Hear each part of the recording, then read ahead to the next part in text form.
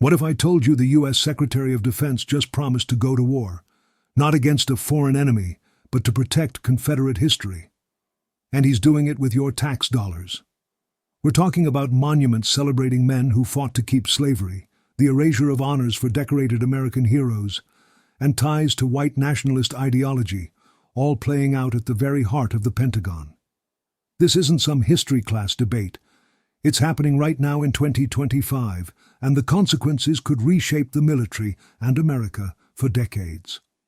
It started with a statue in Arlington National Cemetery, the so-called Reconciliation Monument. On the surface, it was presented as a tribute to unity after the Civil War. But a closer look told a very different story. Carved into its base were racist caricatures of enslaved African Americans, depicted as faithful to the Confederacy, a narrative historians say is pure propaganda. In 2023, after years of debate, the Army finally removed the monument. Civil rights groups called it a long-overdue step toward telling the truth about America's past. But this year, Secretary of Defense Pete Hegseth announced he's bringing it back in pristine condition, with a $10 million taxpayer-funded restoration. Hegseth says it's about preserving history. Critics say it's about glorifying a rebellion that fought to preserve slavery. And if you think this is just about one statue, you haven't seen the rest of his plan. The Arlington Monument is just the headline, but Hegseth's push goes far deeper. According to Pentagon insiders, he's already ordered the military to halt the removal of Confederate names from bases, schools, and warships. Fort Liberty in North Carolina, back to Fort Bragg, USS Chancellorsville, named for a Confederate victory. It stays, and it doesn't stop there. Leaked documents show plans to reinstall Confederate battle flags in certain heritage displays on military property. Supporters call it restoring tradition. Opponents say it's a dangerous step toward normalizing white supremacist symbolism in the armed forces. Hegseth insists he's defending American heritage. But for soldiers of color, and many veterans, it's a painful reminder that the same government they serve is elevating those who once fought to keep their ancestors in chains. The official Pentagon line is simple: erasing history makes us weaker. Hegseth argues that Confederate memorials are part of the American story, and removing them is woke revisionism. He frames the restoration as a unifying gesture, a way to honor all who fought, regardless of which side they were on. But outside the Pentagon walls, the pushback is fierce. Civil rights leaders, military historians, and even some top generals warn that honoring the Confederacy undermines the very values the U.S. military claims to defend. They point out the irony. The same Pentagon that spends billions countering extremist recruitment is now reintroducing symbols used by modern-day hate groups. One retired Marine put it bluntly: "You can't claim to fight for freedom while flying the banner of those who fought to destroy it." And the backlash isn't just rhetorical. Lawsuits are already in motion, and congressional hearings may not be far behind.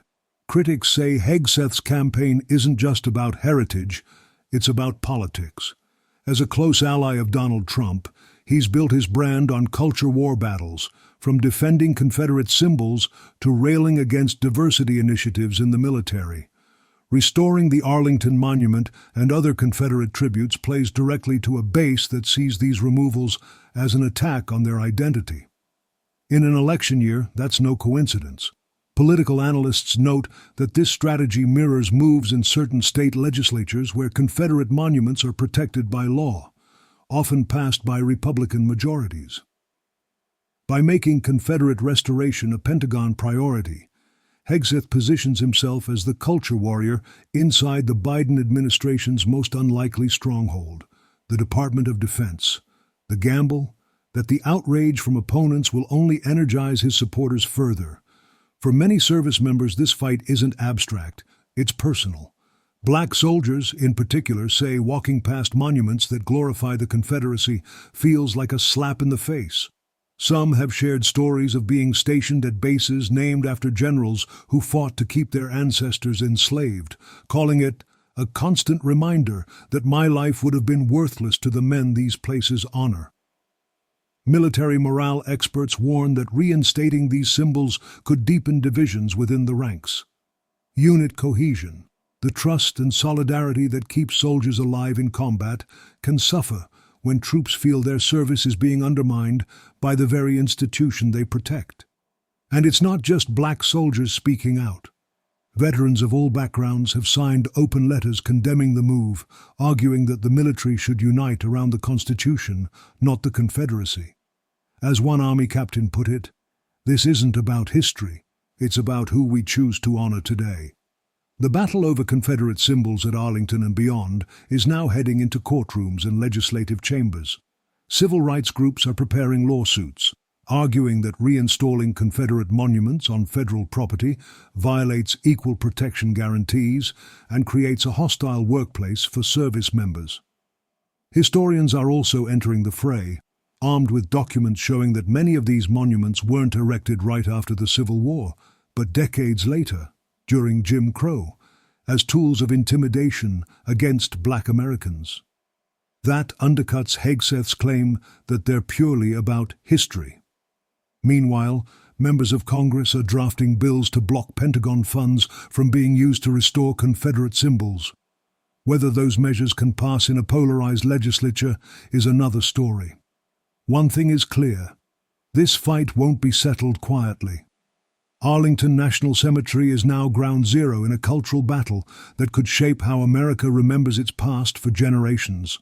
Restoration work on the Confederate monument could begin within months, but opponents are pushing for injunctions to halt any progress until the courts weigh in. If the work proceeds, it won't just be a single monument. Sources say similar heritage restoration projects are being quietly considered for other military cemeteries and installations. That possibility has sparked a broader debate. Should taxpayer dollars be used to honor the Confederacy in spaces meant to unify the nation in grief? For families visiting Arlington, the stakes are deeply emotional. Some see the monument as an insult beside the graves of soldiers who fought to end slavery. Others insist it's a part of history that belongs in the same space.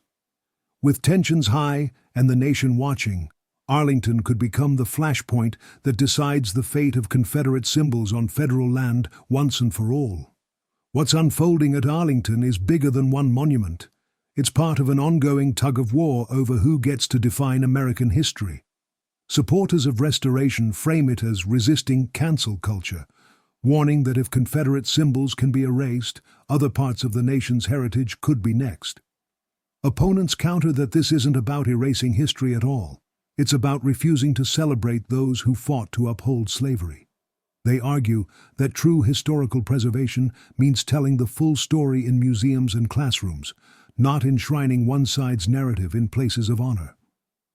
The clash is also testing the limits of how far government officials can go in shaping public memory. If Hegseth succeeds, it could embolden similar campaigns across the country, not just for Confederate symbols, but for other controversial figures and causes. In the end, Arlington's monument fight may set a precedent for how America negotiates its most painful legacies in the public square. As Pete Hegseth pushes ahead, Arlington's Confederate monument has become more than stone and bronze. It's a mirror reflecting America's unresolved struggle with its past. Supporters call it history worth honoring. Critics call it a betrayal of the very ideals the military defends. What happens next will ripple far beyond the cemetery gates, shaping not just what we remember, but how we define patriotism itself. One side sees restoration, the other sees regression, and the nation, once again, is left asking, when it comes to our history, what do we choose to honor, and what do we finally lay to rest?